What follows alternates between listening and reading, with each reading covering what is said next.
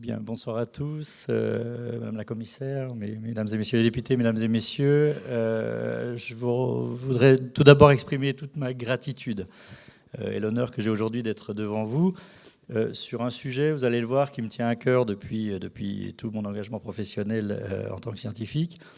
Je dois préciser également que cet honneur, je le dois à Bernard Bigot, qui avait été sollicité par l'organisation, qui est le directeur général de l'Organisation internationale ITER, et qui, n'ayant pas pu être avec vous ce soir, m'a demandé joyeusement de le remplacer. Je l'en remercie et je m'excuse d'avance de peut-être pas avoir toute l'envergure que Bernard Bigot aurait pu avoir devant vous ce soir. Donc, je vais parler de transition écologique, mais au sens de la durée. Essayer de vous montrer que la transition écologique, on rentre dedans, elle passe par la transition énergétique. J'ai beaucoup parlé de transition énergétique, évidemment, il y a de la transition numérique également associée. Mais je vais essayer de vous démontrer que ce n'est pas un processus qui démarre comme ça, c'est quelque chose qui va changer profondément nos sociétés et profondément notre façon de travailler sur la durée, sur la très longue durée. Donc cette transition écologique que nous appelons de nos voeux aujourd'hui, c'est le résultat de la conjonction de deux phénomènes antagonistes de premier ordre.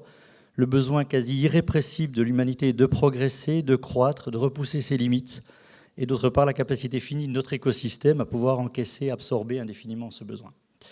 La croissance de l'humanité aujourd'hui, elle met notre planète vraiment en danger, et de ce fait, elle menace notre existence. La résolution de ce paradoxe passe par une voie de croissance que nous appelons verte, c'est-à-dire qui intègre notre environnement comme donnée qui dimensionne le problème et qui structure notre croissance désormais. La transition écologique et la transition énergétique sont intimement liées, en cela que la croissance de l'humanité découle depuis la nuit des temps de sa capacité à mobiliser de l'énergie. Il y a une droite qui relie la croissance avec la consommation d'énergie de la population, de la planète. Vous venez de débattre de la place du numérique dans ce genre de transition. Le numérique, s'il s'est greffé récemment ou assez récemment dans tous ces aspects de la société, et en particulier, c'est un outil formidable pour des transitions multiples, complexes, profondes, telles que la transition écologique. Donc on va en reparler. La transition numérique, elle va aider ce processus-là, elle va l'améliorer. S'il est faux et même dangereux de réduire le problème sociétal de la transition écologique, énergétique et numérique à un simple problème scientifique et technique, il est évident que la recherche scientifique elle a un rôle important à jouer dans ce jeu en support aux décideurs. La recherche ne peut plus se contenter de chercher dans l'absolu, elle doit proposer des solutions non seulement innovantes, c'est son travail, mais qui répondent clairement aux exigences de durabilité et de respect de l'environnement.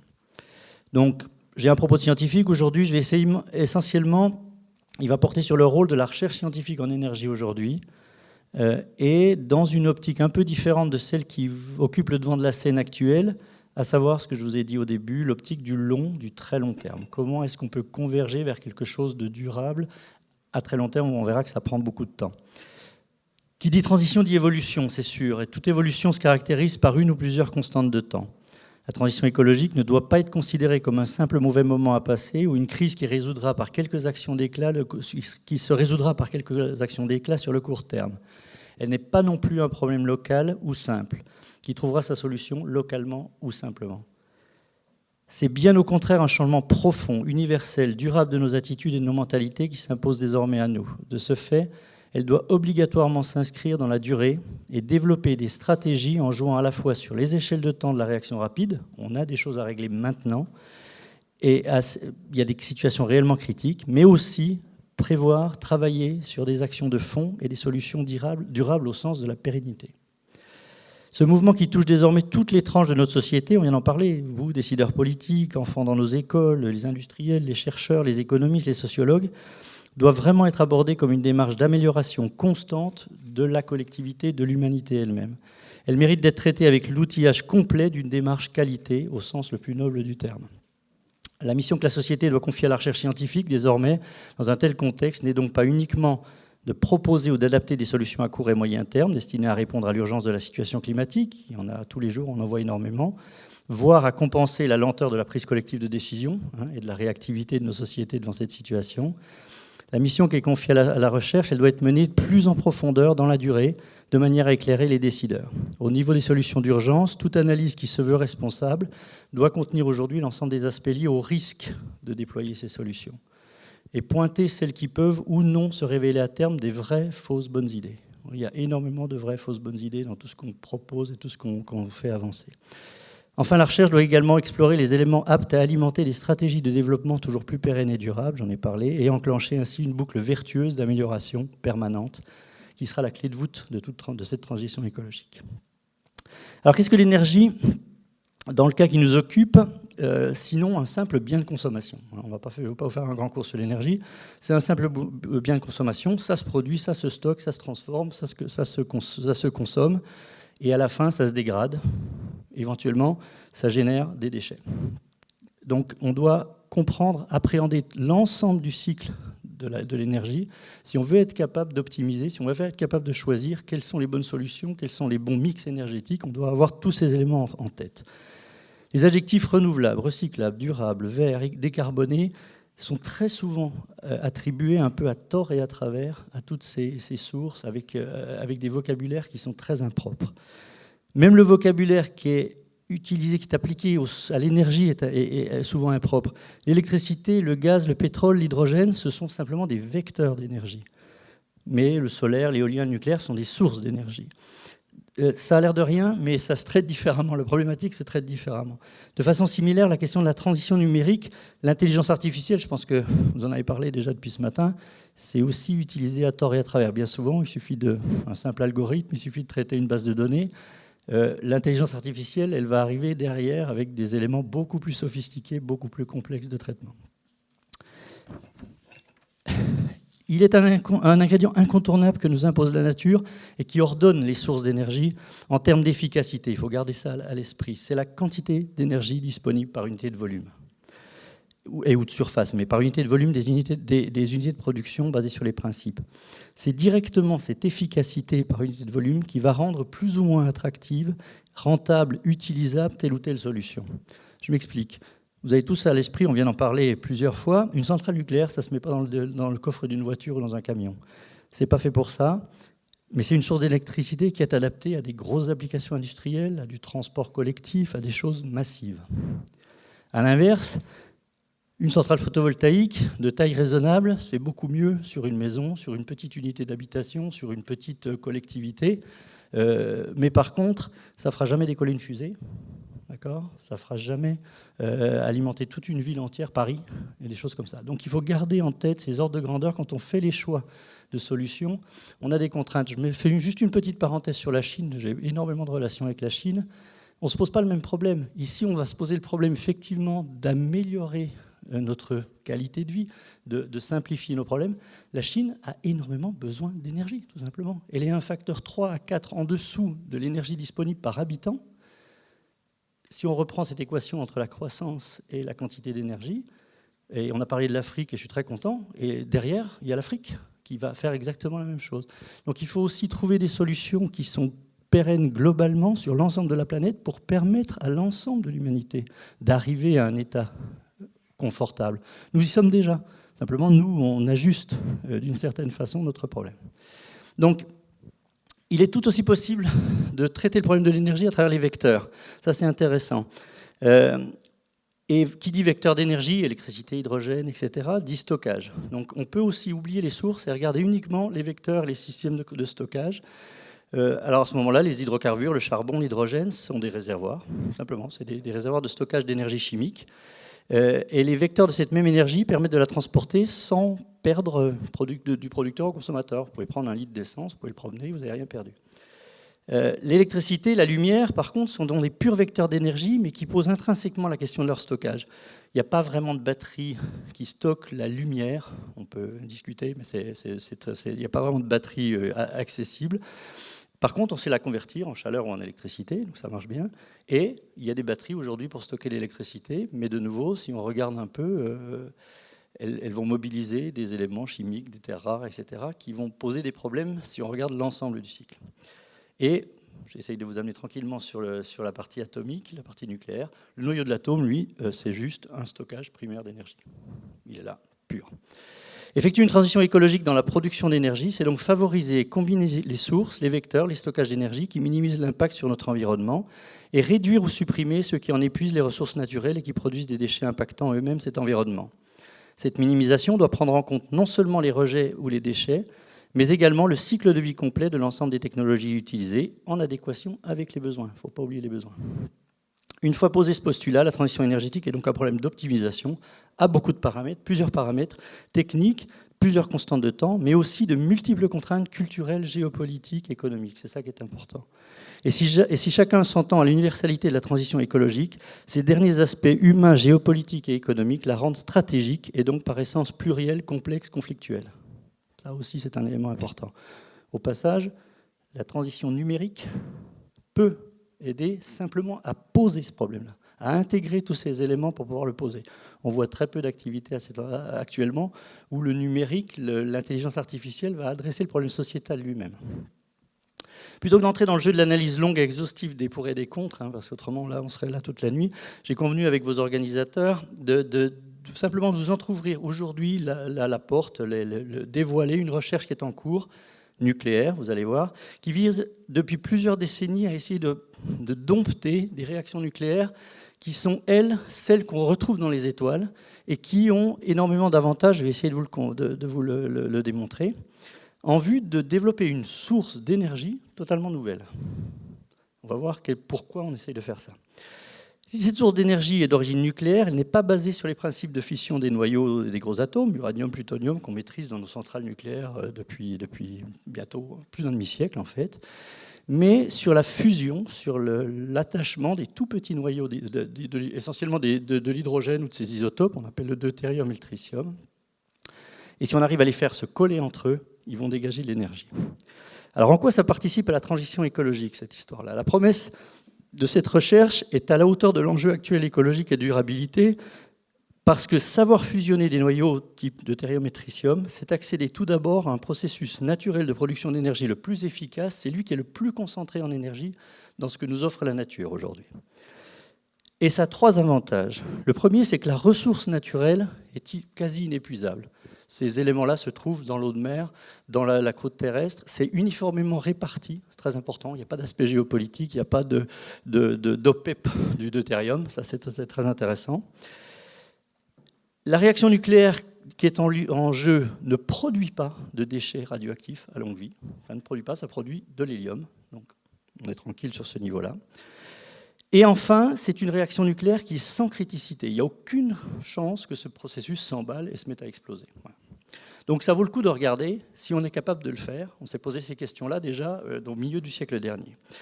Donc là, je vais essayer de vous dresser un petit peu le panorama d'où on en est sur cette recherche-là. Et vous verrez que c'est une recherche de longue haleine, mais qui est relativement prometteuse. On fête cette année, 2019, le centenaire de la découverte du principe physique qui réagit à la puissance qui se dégage dans les étoiles.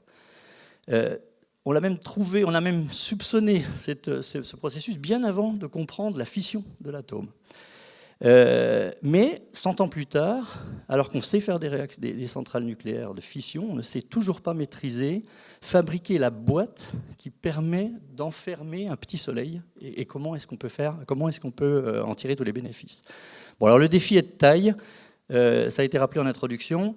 La nature sait le faire, elle le fait partout. 99% de l'énergie de l'univers est générée par la fusion.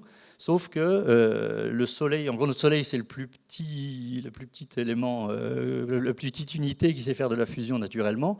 Et ça a été rappelé, Jupiter en fait, c'est un Soleil raté. Il est trop petit, il n'a pas réussi à rentrer ce qu'on appelle en ignition. Donc, le défi est important. Si on veut faire ça sur Terre, il faut être capable de provoquer donc la collision assez forte et assez fréquente entre deux petits noyaux, qui sont essentiellement ces isotopes de l'hydrogène qu'on appelle le deutérium et le tritium. Et pour ça, il faut les accélérer. Impérativement, il faut les accélérer, les envoyer les uns contre les autres et les amener à des vitesses relativement élevées, à vaincre la répulsion électrique qu'ils peuvent avoir et à fusionner. Alors, on peut faire ça de plusieurs manières. On peut prendre des accélérateurs de particules et puis les envoyer les uns contre les autres. Mais si on veut faire de l'énergie massivement, il faut créer des gros volumes où ça se passe. Donc essentiellement, il faut enfermer un mélange de deutérium-tritium dans un récipient, chauffé, jusqu'à obtenir une agitation thermique suffisante, une chaleur suffisante pour que ces choses-là fusionnent. Le paramètre clé qu'on doit maîtriser, c'est donc la température d'un milieu dans lequel on va essayer de provoquer ces réactions de fusion. Dans le cadre de la réaction deutérium-tritium, qui est la réaction de fusion la plus facile à faire, la nature nous dit Ah, d'accord, mais il faut monter à 100, 150 millions de degrés. Donc il faut mettre cette matière dans un état d'une centaine de millions de degrés. Alors évidemment, comment on fait ça ? La matière, dans ces états-là, elle est non seulement gazeuse, mais en fait, les atomes se sont complètement déshabillés de leurs électrons. Donc vous avez une soupe d'électrons et de noyaux qui vit là au milieu.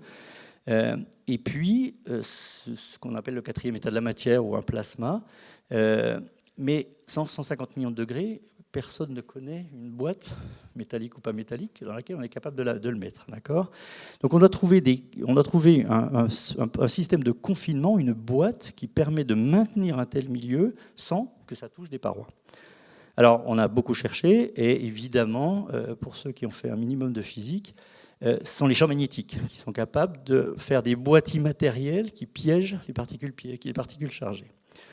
Donc on a commencé, dans les fins des années 60, début des années 70, à faire une recherche assez mondialisée assez rapidement.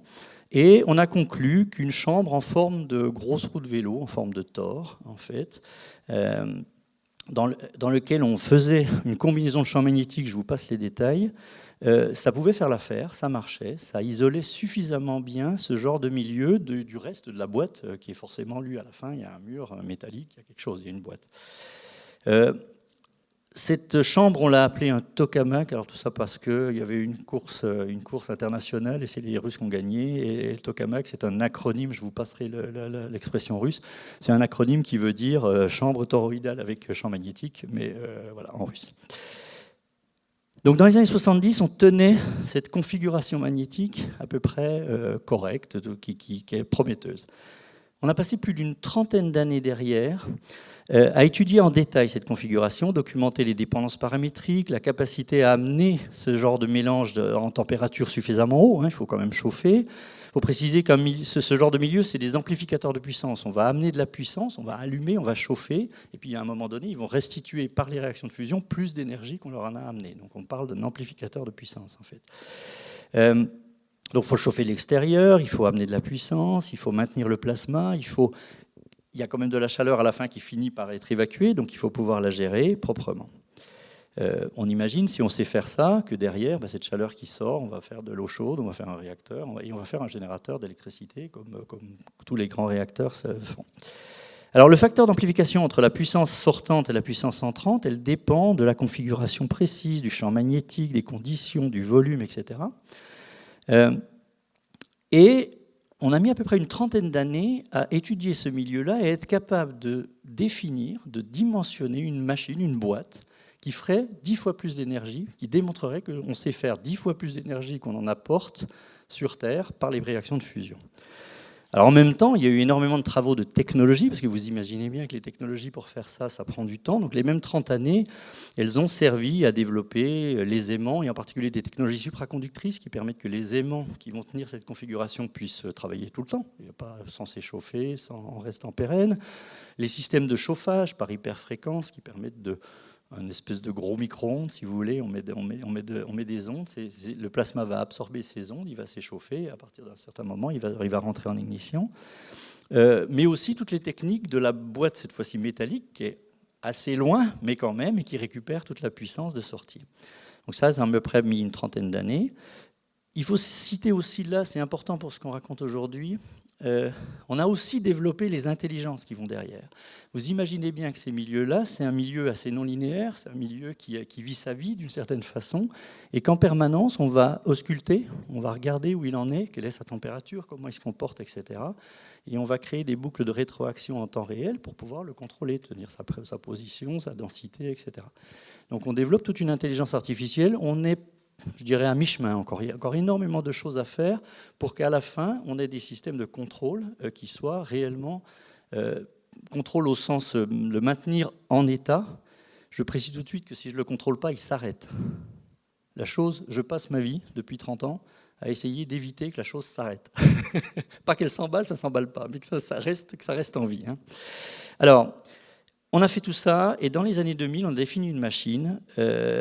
Cette machine, elle s'appelle ITER. C'est une recherche mondiale, et la communauté mondiale, en 2006, à l'Élysée, présidence de Jacques Chirac, la Chine, la Corée, la Corée du Sud, bien sûr, l'Europe, l'Inde, le Japon, les États-Unis et la Russie signent ensemble. Ces gens-là, c'est 50% de la population mondiale, c'est 80% du PIB mondial, décident de tout mettre les œufs dans un panier.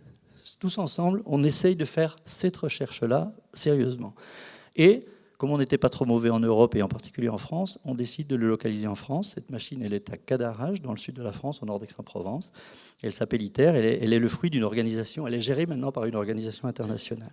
Donc la mission qu'on lui confie, c'est OK, essayez de mettre au point ce processus et de me démontrer que vous savez amplifier 10 fois l'énergie que vous mettez réellement, en vraie grandeur, sur des durées suffisantes. Ces durées suffisantes, on a défini entre un quart d'heure et 1 heure. À partir de là, toutes les constantes de temps de la physique sont établies, donc on va vers la pérennité. Alors c'est une cathédrale de technologie, cette chose. Il y aura peut-être un tout petit film si on a 2 minutes et que je ne suis pas trop bavard. Ce tokamak, une fois assemblé, il va peser 23 000 tonnes. La cage magnétique supraconductrice, qui est chargée de confiner le plasma, à elle seule, elle pèse 10 000 tonnes. Elle est formée de 18 bobines verticales de 17 mètres de haut, 360 tonnes chacune, 6 bobines horizontales, dont la plus grosse va être de 24 mètres de diamètre, et un solénoïde central, le dernier élément de tous ces aimants, qui fait 18 mètres de haut. Voilà. La double enceinte torique, cette forme de tor dans laquelle on va faire le plasma, elle va enfermer 1000 mètres cubes de plasma. Et on va la faire le plasma sera parcouru par un courant qui va chauffer ce plasma de 15 millions d'ampères. Donc ce genre, je vous donne quelques chiffres. On va essayer d'injecter à peu près entre 50 et 100 millions de watts et récupérer entre 400 et 500 millions de watts qui ressortent. Voilà. C'est ça le challenge. Ce facteur 10, c'est de passer de 50 à 500. Les composants face au plasma, la boîte, elle a un mur lointain avec des composants qui aujourd'hui sont en beryllium. Probablement, si on fait des réacteurs, ça n'a pas de sens de continuer le beryllium, mais peu importe, il est relativement loin. Par contre, il a des composants qui sont proches, tout proches, le plus proche du plasma lui-même, qui l'aident à se maintenir, qui sont en tungstène refroidi. Il faut comprendre qu'on est en train de développer, et on a mis au point, et ça a l'air de fonctionner, des technologies qui nous permettraient d'équiper une navette spatiale et de l'envoyer atterrir sur le Soleil et y rester. Il faudrait évidemment le tuyau de refroidissement qui va bien. Sur Terre, c'est plus facile. C'est ces technologies-là qu'on développe, qui sont accessibles aujourd'hui sur Terre, capables d'atterrir en gros sur le Soleil. Donc voilà, ce sont des choses qui sont aujourd'hui en préparation. Donc une fois la construction d'ITER achevée, c'est à peu près 2025. On a commencé la construction en 2007, et il y a à peu près jusqu'en 2024-25 de construction. Il va y rentrer dans une exploitation scientifique qui va s'étaler sur une vingtaine d'années. Toute la communauté internationale, la planète fusion, travaille sur ce projet-là. Pour essayer de faire la preuve scientifique intégrée qu'on sait maîtriser ça. Ensuite, on pourra passer à une étape de réacteur, on pourra utiliser la vapeur, etc. etc. Mais d'une certaine façon, ça c'est conventionnel. Donc si on sait démontrer qu'on sait maîtriser un petit soleil sur Terre, à partir de là, on sait faire. Quand je dis ça, on intègre l'ensemble des aspects, l'ensemble sûreté nucléaire. C'est une réaction nucléaire. Il y a des neutrons, il y a des choses comme ça. Donc c'est une réaction nucléaire qui doit être maîtrisée correctement. Elle ne génère pas elle-même de produits radioactifs, mais si je ne sais pas faire correctement la boîte qui est autour, si je mets du cobalt, si je mets des choses qui ne sont pas correctes, les neutrons vont l'activer. À la fin, je vais me retrouver avec un déchet qui n'est pas, la chose qui fusionne, mais qui est la boîte autour. Donc aussi, là, on développe toutes les technologies, tous les matériaux qui font qu'à la fin, on se terminera avec des très faibles et faibles activités, et c'est tout, sur la structure elle-même. Ça, c'est compliqué aussi. C'est aussi économique, c'est-à-dire qu'on fait la même démonstration que si je sais le faire une fois, c'est très chouette, mais est-ce que je saurais faire une filière derrière? Est-ce que j'aurai les matériaux? Est-ce que ce sera économiquement viable? Donc tout ça, ITER regarde ça en détail, très précisément, et essaye de gérer, de montrer qu'on va pouvoir fermer tout ce cycle-là et pouvoir réellement aller vers une étape suivante qui sera une étape de réacteur. Cette étape de réacteur, on va l'attendre à peu près dans la troisième quart de ce siècle. ITER va fonctionner de 2025, on va dire, jusqu'en 2045-50. Et la machine suivante, ce sera celle, si ITER a fonctionné, c'est un bottleneck, à ce moment-là, on fera un réacteur de démonstration. Donc c'est un passage obligé, il va répondre à beaucoup de questions que se pose la fusion, il va manquer encore quelques questions qui sont par exemple les matériaux de structure. Une machine comme ITER, elle va faire des plasmas, elle va faire de la fusion une dizaine de fois par jour, un quart d'heure. Un réacteur, lui, si on le met en place, il va faire 40 ans de plasma sans s'arrêter, etc.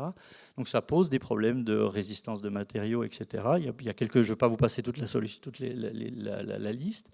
Donc il y a un programme à côté d'ITER qui aussi est en train de regarder, de compléter, de façon à ce qu'à la fin, on met ça ensemble aux alentours des années 2040-2050.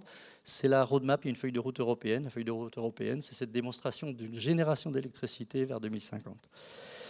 Donc, dans la vision très largement partagée par l'ensemble des acteurs de la fusion, et je vous dis que c'est 80% du PIB mondial qui regarde ce point-là, ITER est un passage obligé vers le réacteur et ses résultats influenceront très clairement de façon majeure la suite de l'aventure.